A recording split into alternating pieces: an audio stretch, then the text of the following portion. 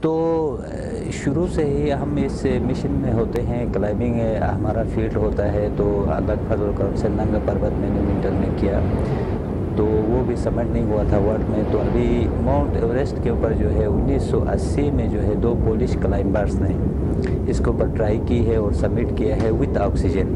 تو ہم لوگوں نے یہ ڈیسیجن لیا کہ ہم جو ہے وداؤٹ آکسیجن اس کے اوپر ٹرائی کریں گے۔ اس کے لیے پوری قوم سے میری دعا کی اپیل ہے، یہ میرا لائف کا سب سے بڑا پروجیکٹ ہے، تو اللہ ہمیں جو ہے اس میں کامیابی دے دی۔